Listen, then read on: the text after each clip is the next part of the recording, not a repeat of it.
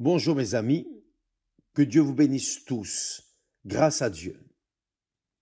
Que le jour d'aujourd'hui soit meilleur que le jour d'hier, et ainsi de suite, toujours moissonnant les bons fruits du jour de la plantation du jour antérieur. C'est ainsi que nous recevons la bénédiction de Dieu. La bénédiction de Dieu nous accompagne. Vous plantez aujourd'hui ce que vous plantez aujourd'hui, ce que nous plantons aujourd'hui, nous le moissonnerons demain. Donc, si nous plantons ce qui est bon, nous moissonnerons ce qui est bon.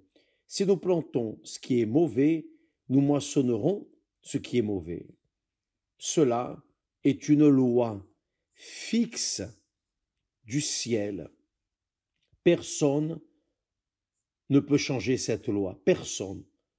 Il n'y a pas d'autorité dans le monde qui puisse changer la loi de la semence. Vous plantez, vous moissonnez. Vous ne plantez pas, vous ne moissonnez pas. Si vous plantez ce qui est bon, vous moissonnez ce qui est bon. Si vous plantez ce qui est mauvais, vous allez moissonner ce qui est mauvais. Et Dieu est parfaitement juste lorsqu'il a institué cette loi, grâce à Dieu. Et plus, les personnes n'ont pas nécessairement besoin de connaître Dieu pour avoir cette conscience, car Dieu met cette conscience déjà dans les enfants, dans les nouveau-nés. Tous nous naissons avec une conscience, la conscience de ce qui est correct et la conscience de ce qui est erroné, que ce soit religieux ou sans être religieux, que la personne soit de la foi ou non, qu'elle soit baptisée ou non du Saint-Esprit. Nous tous moissonnons inévitablement de ce que nous semons. Donc, beaucoup de personnes ne comprennent pas, par exemple, le livre de Job, la vie de Job. Peut-être que vous demandez, et Job, qu'a-t-il planté de mauvais pour moissonner la vie qu'il a menée durant une période terrible de sa vie? Qu'a-t-il planté? C'est ce que nous voulons traiter. Faites attention. La Bible, c'est la parole de Dieu. La Bible ne ment pas, elle ne trompe pas, elle n'exagère pas, elle parle ce qui est de Dieu. Ce qui est écrit dans la Bible est de Dieu et ne va pas faillir. Voyez le cas de Job. Et pourquoi est-ce que Job n'a rien semé de mauvais et qu'il a moissonné ce que le diable a fait avec lui durant une période de sa vie? Donc, nous allons lire le texte sacré. Nous allons lire ici Job, à partir du premier chapitre, premier verset. Le texte dit le suivant. Et il y avait dans le pays d'Uz un homme qui s'appelait Job. Et cet homme était intègre et droit, c'est-à-dire intègre et droit en relation aux choses de la vie. À ses êtres chers, amis, connaissances, il était un homme intègre, honnête, droit. Il craignait Dieu. Il craignait Dieu en relation à Dieu. Il était un homme qui craignait, disons un homme parfait, car il craignait l'Éternel. Donc, il était un homme intègre et droit. Il craignait Dieu et il se détournait du mal. Il avait la conscience du mal, mais il se détournait du mal. Voyez le caractère de Job. Quel homme? Un homme intègre et droit. Il craignait Dieu il était intègre et droit en relation aux autres hommes, à l'humanité. Il craignait Dieu en relation à Dieu. Et il se détournait du mal. Pourquoi? Il était un homme sage. Il savait que s'il moissonnait ce qui était mauvais, il moissonnerait ce qui était mauvais. Et s'il semait ce qui était bon, il moissonnerait ce qui était bon. Donc, qu'est-il arrivé à Job? Il lui naquit 7 fils et 3 filles. Il possédait 7000 brebis, 3000 chameaux, 500 paires de bœufs, 500 ânesses et un très grand nombre de serviteurs. Et cet homme était le plus éminent de tous les fils de l'Orient. Il n'y avait personne de plus riche en Orient, plus sage, qui craignait davantage Dieu, plus intègre, plus droit, plus correct, et qui, au-delà de tout cela, se détournait du mal. Donc, vous voyez que Job était le genre, un type du Seigneur Jésus, perfection. Il était un type du Seigneur Jésus, un type d'Abraham, par exemple. Donc, on a l'idée de quelle était la vie de Job.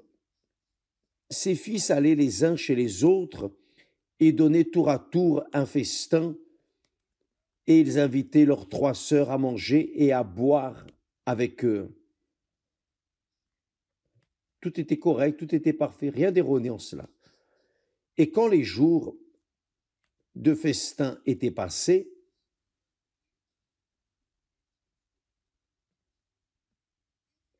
Job appelait et sanctifiait ses fils. Il envoyait ses enfants qui faisaient le banquet, ils se divertissaient, ils mangeaient, buvaient. Et que faisait-il? Il sanctifiait ses fils, évidemment. Il priait pour ses fils. Puis il se levait de bon matin et offrait pour chacun d'eux un holocauste, un sacrifice, selon leur nombre.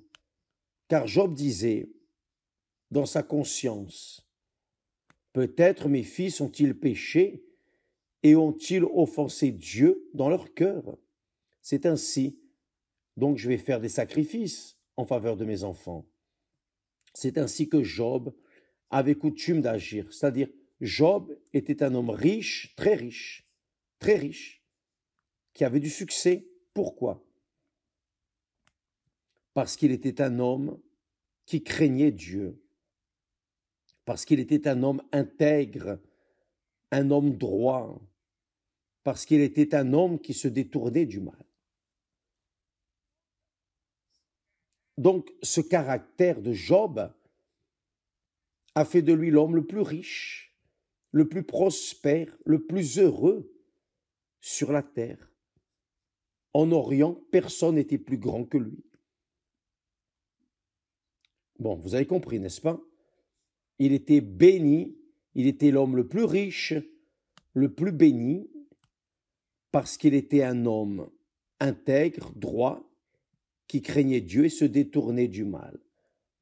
Il n'était pas riche parce qu'il volait. Il n'était pas riche parce qu'il profitait du pauvre. Non, il n'était pas riche, béni par Dieu, parce qu'il était un homme un peu différent. Non, il était intègre, droit, il craignait Dieu et se détournait du mal.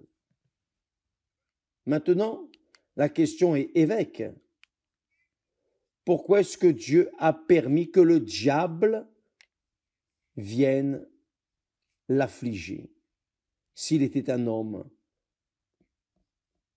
qui craignait tellement l'Éternel? Pourquoi? Pourquoi? Mes amis, malgré toute cette richesse et grandeur et intégrité et vérité et crainte envers Dieu, Job, même ainsi, Job se détournait du mal, ce n'est pas cela? Pourquoi Dieu a-t-il permis que Satan vienne sur lui? Pourquoi? Parce que bien qu'il soit un homme qui craignait Dieu, qui était intègre, droit et qui se détournait du mal, il ne connaissait pas Dieu. Ça, c'était le problème. Il craignait Dieu même sans le connaître. Il n'était pas religieux, mais il était un homme qui craignait Dieu. Il craignait tellement Dieu qu'il était un homme intègre, droit. Il se détournait du mal, c'est-à-dire il avait une conscience de vérité véritable. Si bien que Dieu a dit à Satan, « As-tu remarqué mon serviteur Job ?» C'est-à-dire, Job ne connaissait pas Dieu, mais il le servait. N'est-ce pas intéressant? Et Dieu a encore dit au visage de Satan, « Il n'y a personne comme lui sur la terre. » Ce n'est pas seulement en Orient, il n'y a personne comme lui sur la terre. C'est un homme intègre et droit, Dieu répète, craignant Dieu et se détournant du mal. Donc Job était une personne pleinement bénie. C'était une personne riche, puissante, mais il avait dans son caractère un homme qui craignait Dieu, même s'il ne connaissait pas Dieu. Il était serviteur de Dieu. Pourquoi était-il serviteur de Dieu? Parce que il se détournait du mal. Il avait cette conscience de se détourner du mal. Et par le simple fait de se détourner du mal, il ne servait pas le mal, il ne servait pas le diable, il servait Dieu. Et pour cette raison, Job était un homme béni. Tout ce qu'il faisait marchait. Tout. Mais il ne connaissait pas Dieu. Ça, c'est la vérité. Malgré les malgrés, malgré tout, il ne connaissait pas Dieu. Donc, quand Satan est venu parmi les enfants de Dieu et que Dieu lui a demandé d'où il venait, et il a dit de parcourir la terre, le diable parcourt la terre. Il n'est pas omniscient, il n'est pas omniprésent, il n'est pas omnipotent. Le diable a de la force, du pouvoir, mais tout est limité.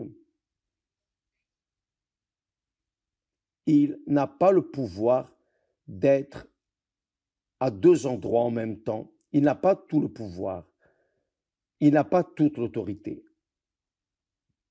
Donc, ça c'est le diable. Le diable parcourait la terre pour chercher ou chercher à détruire, tuer, égorger, détruire, comme dit le Seigneur Jésus en Jean, chapitre 10, verset 10. Mais il ne touchait pas Job. Il ne touchait pas Job. Il connaissait Job. Il savait qui était Job. Mais il ne le touchait pas. Pourquoi? Parce que Job était protégé par Dieu.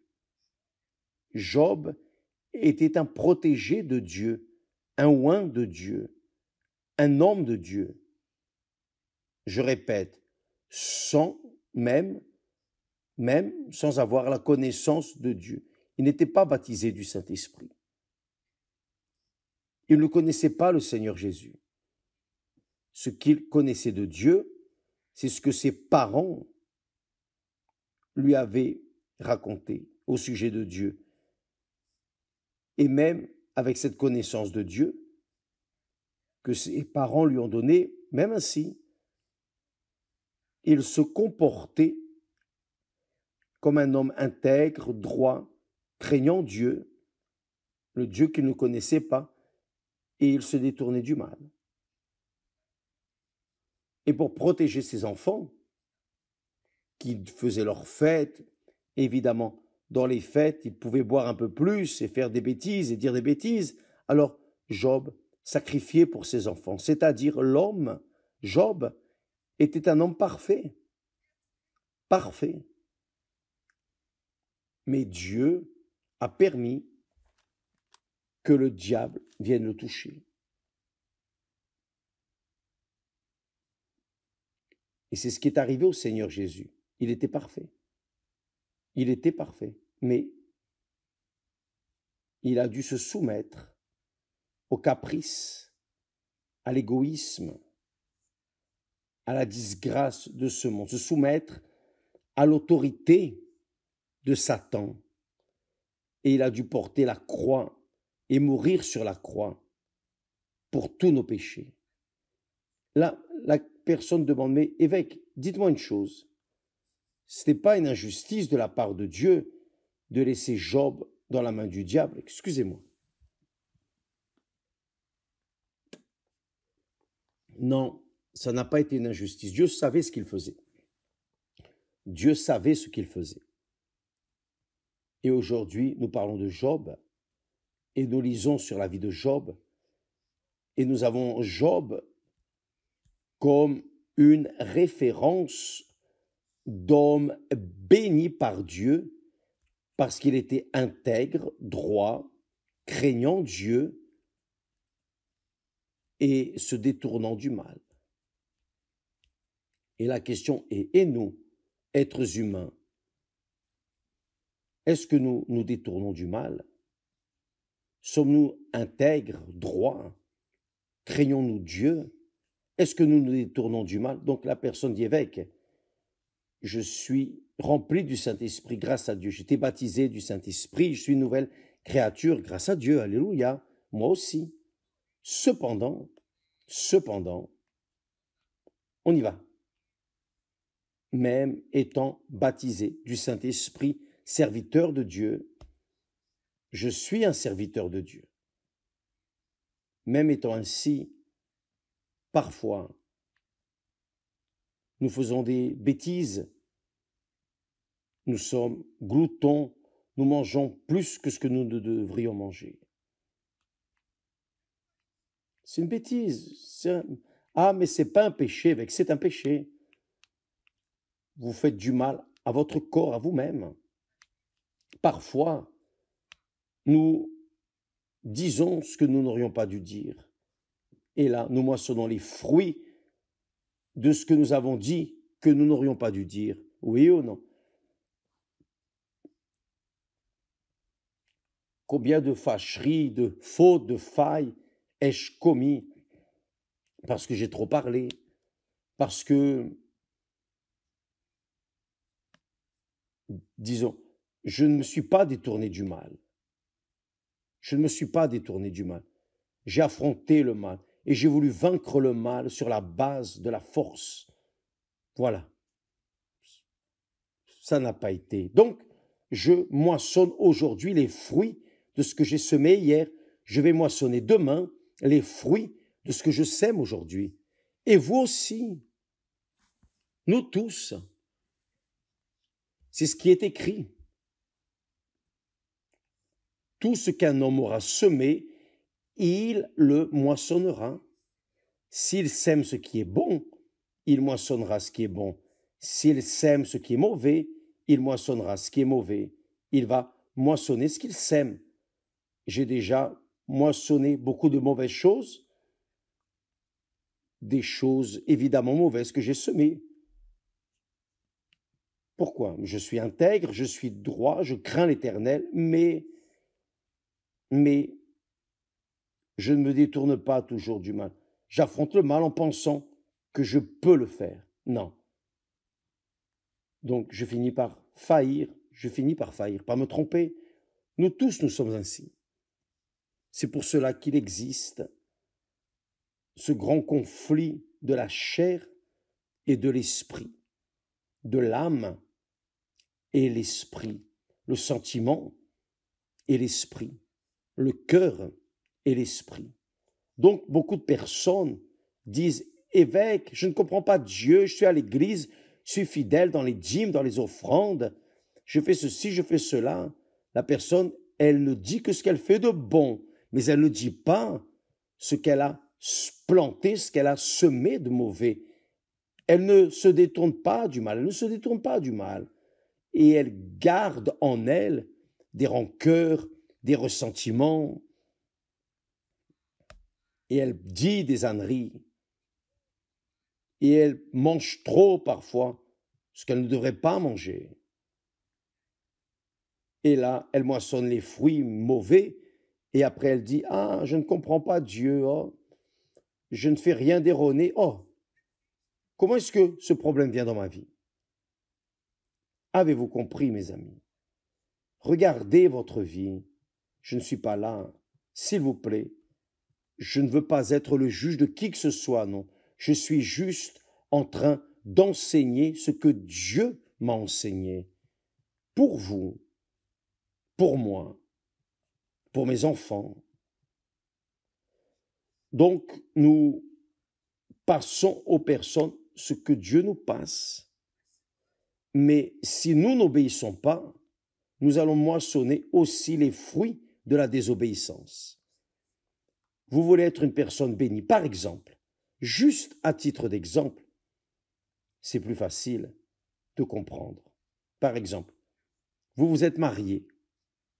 Vous vous êtes marié avec une personne qui n'avait pas le même esprit que vous, qui n'avait pas la même foi que vous, qui n'avait pas la même foi, la même crainte de Dieu que vous avez. Que vouliez-vous? Vous vouliez que ce mariage soit parfait, béni comme celui de Job? Non. Non.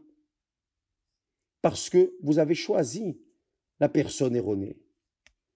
Vous auriez dû choisir une personne qui soit de la famille de Dieu, qui ait le même esprit que vous. Mais vous avez insisté à répondre aux caprices de votre cœur. Ah, mais il est costaud, il est beau, il est merveilleux. En dehors, l'individu est un beau violon, mais à l'intérieur, rempli de vers, de choses erronées, mauvais caractère. Donc, vous vous mariez avec un individu semblable. Comment est-ce que vous, qui êtes de Dieu, allez-vous vouloir attendre que Dieu vienne bénir votre mariage? Il a déjà béni. Il bénit le mariage. Mais vous ne bénissez pas votre mariage. Vous aviez une foi, mais vous avez suivi les instincts, les convoitises de votre cœur. Vous y êtes allé par les yeux. Vous y êtes allé par les yeux. Vous n'avez pas choisi en accord avec votre esprit, votre conscience, un homme qui craint l'Éternel. Vous avez choisi un homme beau, un bel homme pour snober, pour évidemment, ah, je vais avoir de beaux enfants. Et regardez votre vie, toute abîmée, toute défaite, et vice-versa. Bien sûr, vous êtes de Dieu, etc. Vous êtes marié à une femme qui n'était pas de Dieu, qui n'était pas de Dieu. Vous l'étiez, vous l'êtes, mais elle non. Qu'attendez-vous? Comment est-ce que la chair va-t-elle cohabiter avec l'esprit? Ce n'est pas possible. Ou c'est chair ou c'est esprit. Une chose ou l'autre. Ou on craint l'Éternel, on ne craint pas l'Éternel. Avez-vous compris, mes amis? Vous voyez comme Job nous enseigne. Job, réellement, a été un homme béni, un type du Seigneur Jésus, parfait. Mais Dieu a permis qu'il soit secoué, qu'il perde tout y compris sa propre santé. Dieu savait déjà qu'un jour, Job viendrait le connaître. Comme il a dit là dans le texte,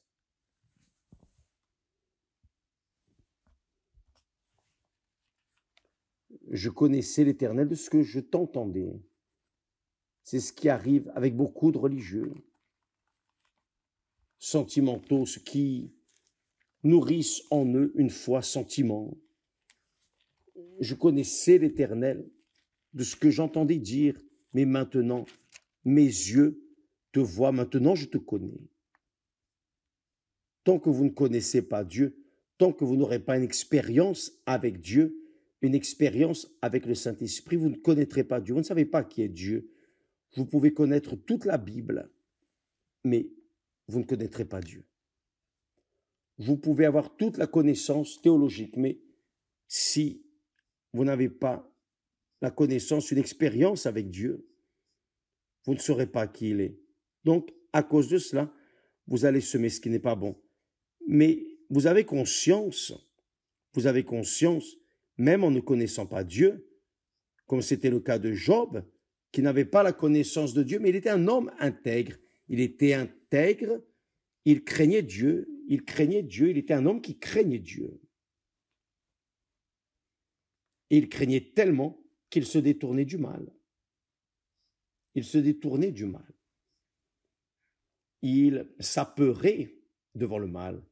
Il s'apeurait devant le mal. Non, je ne vais pas affronter le mal. Je vais faire ce qui est le bien, ce qui est bon. Donc, lorsque nous voulons affronter le mal, nous finissons par aller mal. Car nous voulons lutter avec notre propre force. Ah, parce que je suis de Dieu, un jour, je vais vous dire une chose. Je peux parler avec vous. Un jour, là, à l'abolition, qu'est-il arrivé? Un homme est entré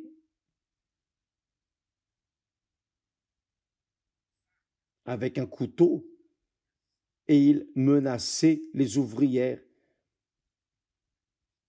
Il se manifestait d'une mauvaise manière, ce n'était pas l'heure de la réunion. Je me préparais, j'habitais à côté de l'église, je me préparais pour aller à la télévision, faire le programme, et j'ai su que l'homme était là,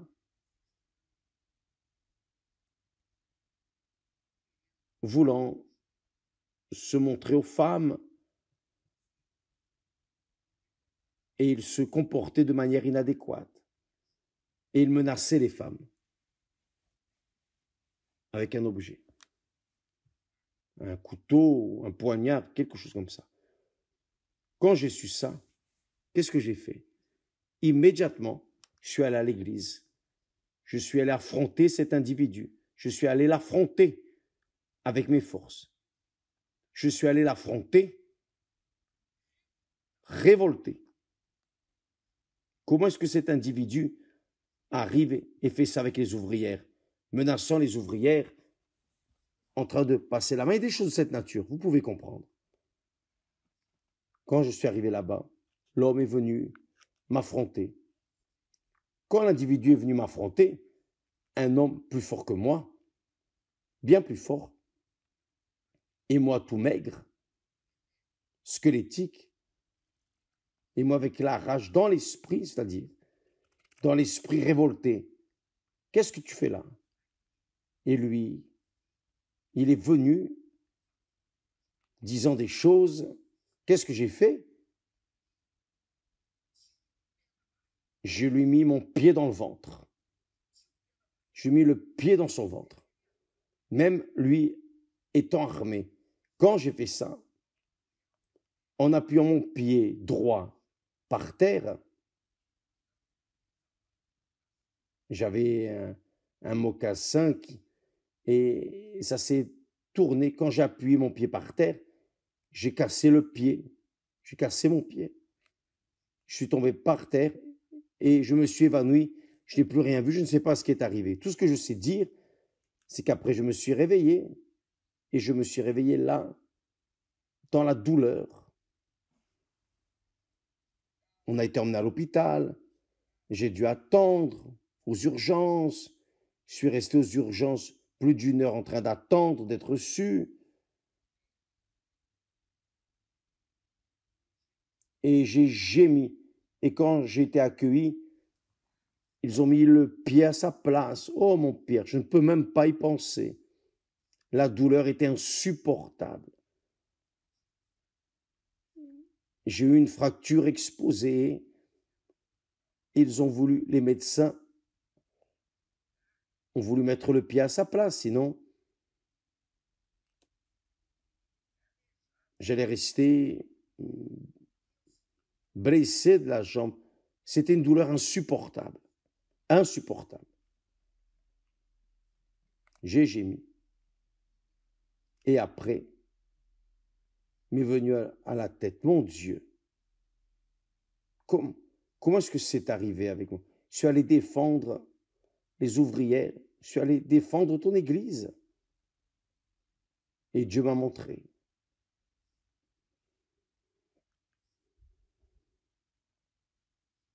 Tu as voulu affronter le mal en utilisant le mal, la violence. Mon esprit n'est pas pour cela. Je ne t'ai pas donné mon esprit pour affronter le mal avec le mal. Je t'ai donné mon esprit pour affronter le mal avec le bien. C'est-à-dire, moi de Dieu, rempli du Saint-Esprit.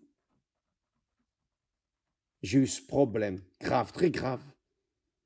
Si bien qu'après, j'ai dû marcher, j'ai dû me déplacer en fauteuil roulant plusieurs semaines, mois. Mais j'ai affronté ma situation et j'ai confessé au peuple, oh, ça, ce n'est pas la faute de l'homme, non, c'est ma faute, j'ai failli. Je ne me suis pas détourné du mal. Je suis allé affronter le mal, enfin. Et c'est ce que beaucoup de personnes pensent. Vous êtes en train de souffrir, peut-être, mes amis, comme vous souffrez. Ce n'est pas parce que vous méritez, non. C'est parce que vous avez semé. Vous avez semé ce que vous moissonnez aujourd'hui. C'est la réalité. Et après, vous venez mettre la faute sur Jésus. Ah, je suis de l'Église, je suis de la foi, je suis ceci, cela.